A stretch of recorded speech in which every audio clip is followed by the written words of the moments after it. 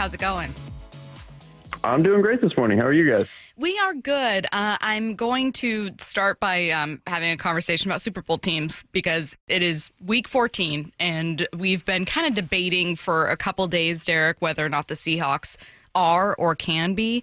And as part of that debate, we were trying to figure out, well, what's everyone stuck on? Overwhelmingly, listeners and I think even our own conversations led us to the offense and maybe in particular Sam Darnold.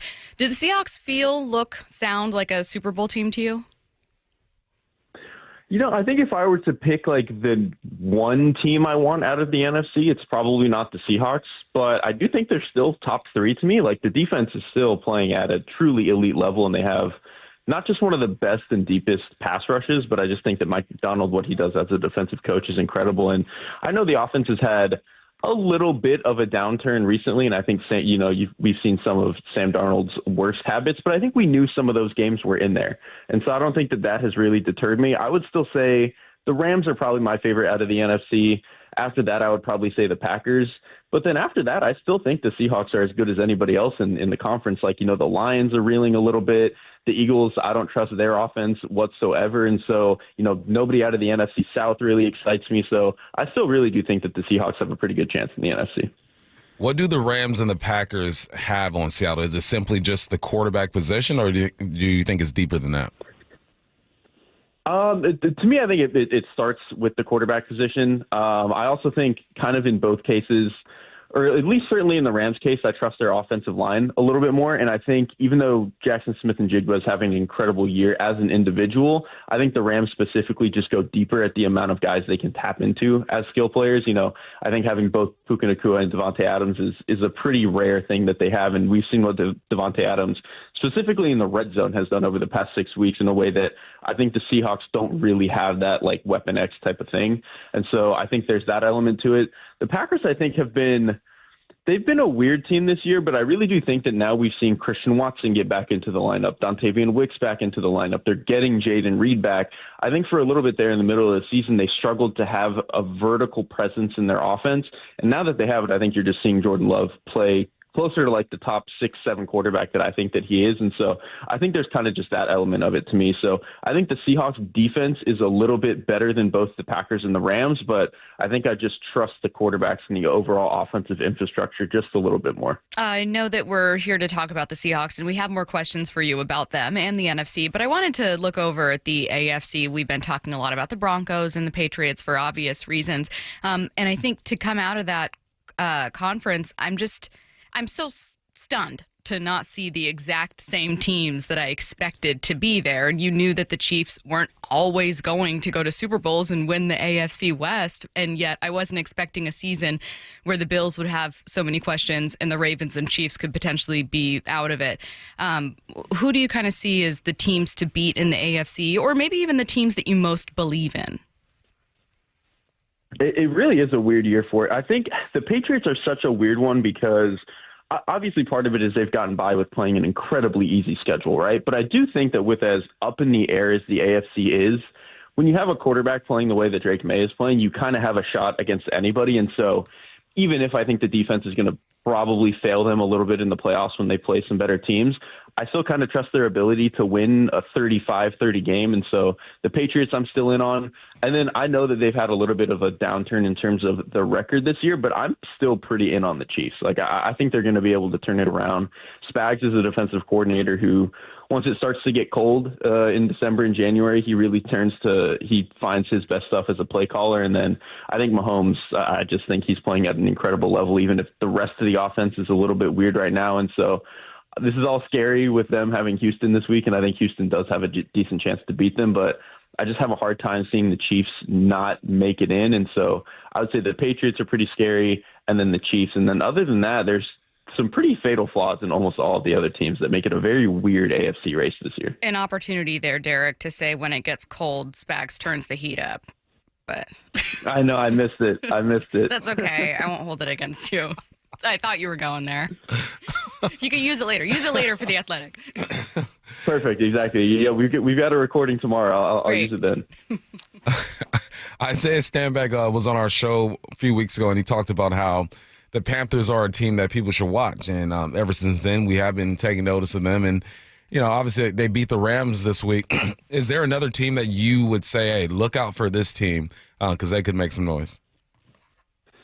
In terms of teams that are technically outside of the playoff picture right now, I think the Cowboys are a really good football team. Like their offense all year has been really, really good. They had a small dip there in the middle when the defense was allowing like 40 points, and they had a couple of offensive line injuries, but they've got a lot of their guys healthy now, and the defense isn't digging them into 14-0 holes early in the game the way that they were early in the season. I think Kenny Clark has been good for them. Bringing in Quinton Williams has been incredible. They're getting a little bit healthier on the back end, and so I don't think this is a good defense, but if they can go from, being the 31st overall defense for the first 7 weeks of the season to now maybe being, the 23rd and give their offense a shot, I really do think the offense has like top 5 in the NFL potential. And George Pickens having an incredible year. Dak is playing at a high level. Like I think if they can somehow find a way to maybe steal the NFC East or maybe they steal that 7th seed, whatever it is, I think they're a team that's pretty dangerous right now. Is there anyone in either conference or any division near the top that you don't expect to stay there?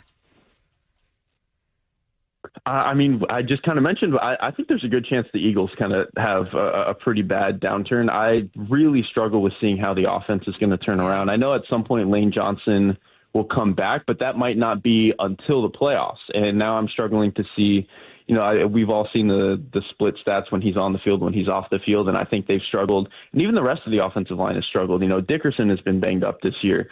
Moving in right guard, Tyler Steen has not been as good as Becton was last year. And so all that on top of new offensive coordinator not getting stuff together, A.J. Brown having some of his issues with the passing game, I just don't think they're going to be able to turn it around the way that they did last year. I'm looking at the Eagles, and there's uncertainty there, but there's always so much talent there at the same time. It's kind of weird, man. You mentioned the Chiefs being able to get in and maybe make things happen. What is it about the Chiefs? Is it simply just Pat Mahomes, or do you see something else in that team that you feel like they'll be able to flip the switch? It's mostly Mahomes. Like I just think that he's playing at such an incredibly high level right now, and I do think their run game, even if not explosive, I do think has been a little bit better this year than last year, and it's helped keep them in some decent downs and distances. And so I still worry about the passing game in the sense that they don't really have a guy that I trust as a one-on-one man beater. I don't think getting Rashee Rice back into the lineup has been quite what they thought it was going to be. But I just think that in some close games, like as the year goes on, I just trust his ability. And again, with Spags, I know that the defense hasn't been great this year, but he just calls better plays as we get into December and January. And so I trust him.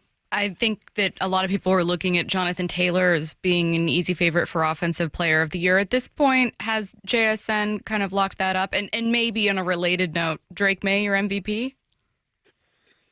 We did our midweek or our mid-year awards show, I think a couple of weeks ago, and I actually did have JSN as the Offensive Player of the Year then, and I really think he probably has locked it up. Like he's obviously Jonathan Taylor's had an incredible year, and I know the downturn over the last month has hurt him, but what JSN is doing in terms of so obviously being the only skill player they could really turn to, especially in the passing game, I think has been incredible. For a guy who, I think when we imagine these amazing receivers, it's the Julio Joneses, right? The 6'4", 220, absolutely insane athlete. And obviously JSN's a good athlete, but he just doesn't quite look like the Randy Mosses and Terrell Owens and stuff. And so the fact that he's producing at that level is, I would give him the award. And then MVP, I really still think I'm probably going to be down to the wire on him and Matthew Stafford, on Drake May and Matthew Stafford. Like I know Stafford has had a weird couple of weeks, but I feel like over the next month or so, he's going to have a couple of great games that remind us that this race should be pretty close.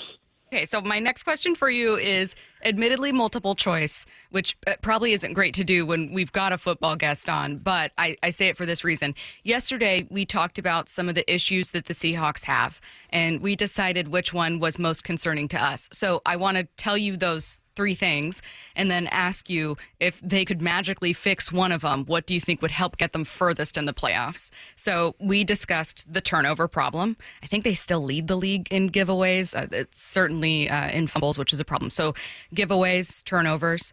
The second, as you mentioned, is, kind of the question marks behind JSN. When JSN's taken out of the game, which is rare, but when it happens, it doesn't feel like there's a lot of other options. And then thirdly was the run game in general, and that being connected to kind of run blocking in the offensive line and some work up front.